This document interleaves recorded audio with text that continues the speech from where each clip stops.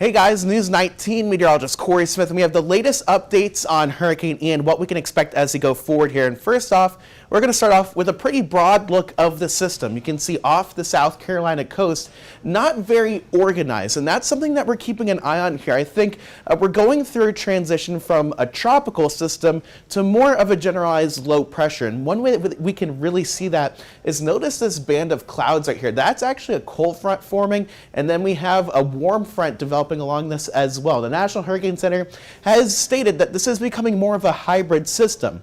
Doesn't change the impacts, but if you walked outside today, it's on the chilly side here across the Midlands. Temperatures in the 50s. It doesn't feel very tropical outside, but we are starting to see some impacts, especially along our coast. You can see this, the satellite and radar view, and you can see that center of circulation just off the coast of South Carolina, getting northeast of Charleston right now. And this is going to be making landfall actually a little bit earlier than we thought. So closer to about midday when we see this making landfall as the system continues to speed up as it moves towards the north and northwest. There's a lot of rain pushing on to the coast, and even in portions of the PD right now, we're seeing some moderate to heavy rain.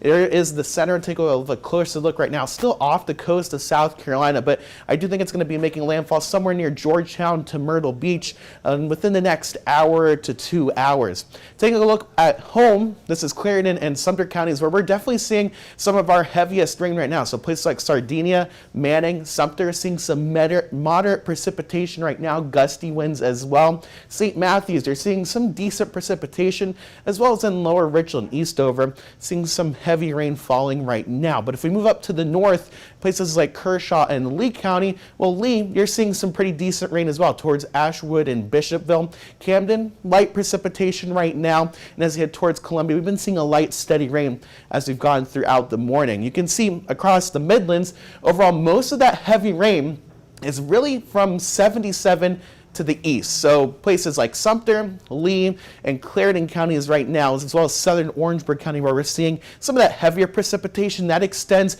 out into the low country and towards the PD and Grand Strand areas of the state. Out towards the west, we do have light rain, some moderate precipitation towards Saluda County and Aiken County this morning so far. But that back edge of the rainfall, not too far from there either. So the rain cutoff with the system pretty tight. I think most of the heavy rain is going to be out towards the east. Take a look at watches and warnings right now. Well, we have warnings right now because of what's going on. It's making landfall along the coast. Hurricane warnings remain out for the entire South Carolina coast. Here in the Midlands, still dealing with those tropical storm warnings, and that means that the conditions for tropical storm force winds are going to be favorable as we go through really this afternoon and evening. So this is the look at the latest track from the National Hurricane Center, and you can see what we talked about here.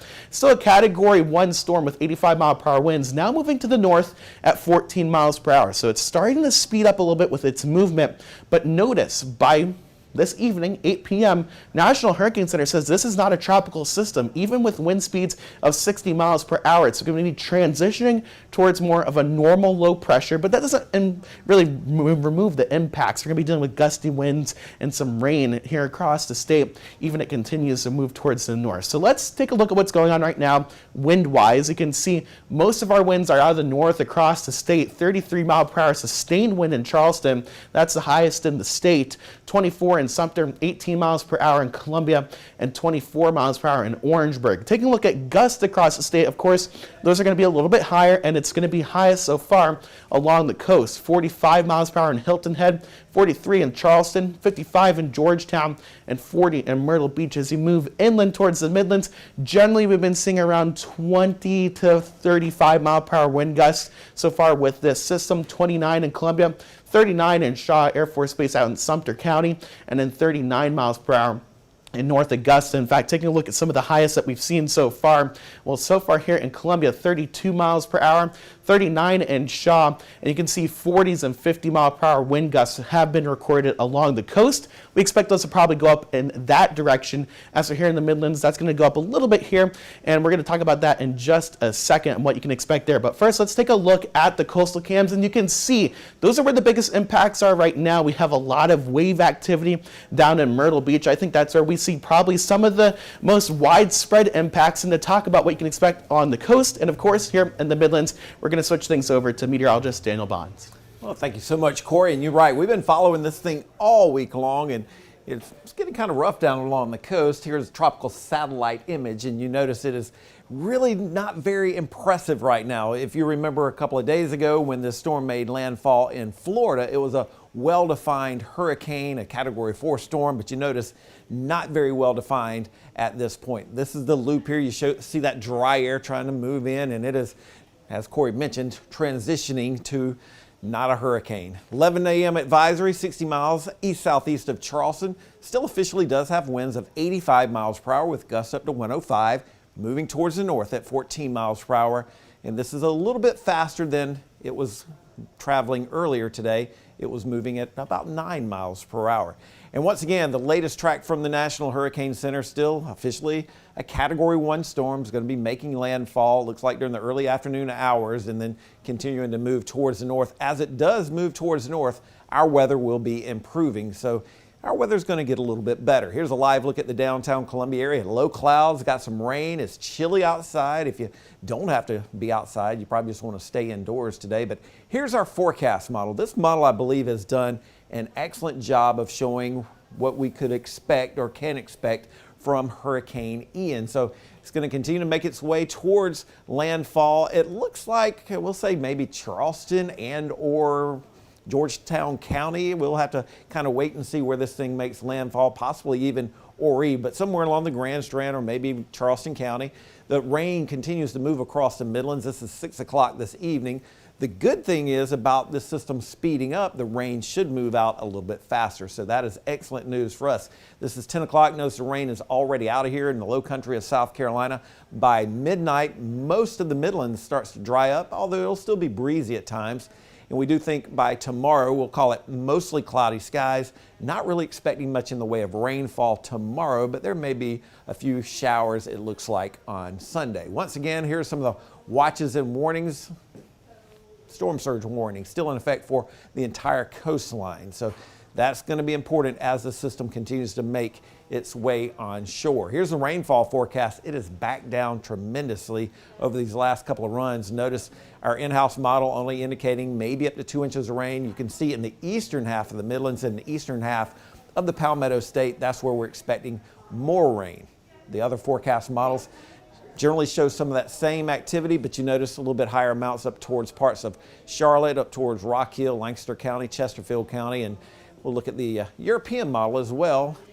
Hasn't been updated in the last few hours, but it's indicating anywhere from about 1.5 inches to 2 inches of rain. Now, the highest threat for flash flooding is still in the eastern half of the Midlands and the Palmetto State. It's this area in red here. That's the highest threat for the flash flooding. As far as severe weather is concerned, we're not expecting any severe weather for us in the Midlands. We're going to be on the right-hand side of the center of rotation. You notice the Storm Prediction Center does have parts of the PD and parts of the Grand Strand under a little bit of a risk for severe weather later today. Now, those winds will be picking up as we go through the rest of the afternoon, and as we get to the mid-afternoon hours, notice these are winds of about 30 to 35 miles per hour. The farther west you go, those wind strengths are a little bit lower. Looking ahead towards Friday night tonight, as that system continues to move towards the north, our winds start to decrease. And as we mentioned, the weather for tomorrow is going to be pretty comfortable, it looks like. As far as our overall chances for tropical storm force winds, so you're talking 40 miles per hour plus or so, the odds have decreased. Still pretty good odds here having tropical storm force winds over towards parts of Lee, Sumter, Clarendon, and Orangeburg counties. But the farther west you go, those odds do decrease. So there's still the chance for some tropical storm force winds, especially in the eastern half of the Midlands, but the odds have decreased just a touch.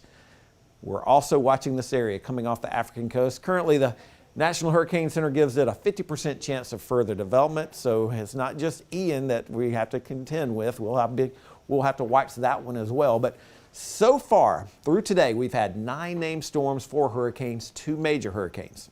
On average, at this point of the year, we'd expect about that. 10 named storms, 5 hurricanes, and 2 major hurricanes. So we're doing about average for this hurricane season. Obviously, our last major hurricane was Ian when it made landfall as a Category 4 storm. Certainly not anything like that for us here across the Palmetto State in the Midlands. But for today, heavy rainfall, possibility for some flash flooding, maybe even some tropical storm force winds, especially in the eastern half of the Midlands. Temperature is pretty chilly. Our average high for this time of the year, about 82 degrees. We're looking for a high in the low 60s. Over the weekend, the weather looks pretty decent, mostly cloudy skies with highs in the low to mid 70s. And then next week, not bad whatsoever. We certainly do deserve a break. Low 70s on Tuesday, mid 70s on Wednesday. We rebound up to about 78 degrees on Thursday. But we'll bring you more updates on air and online as needed as we continue to track Hurricane Ian.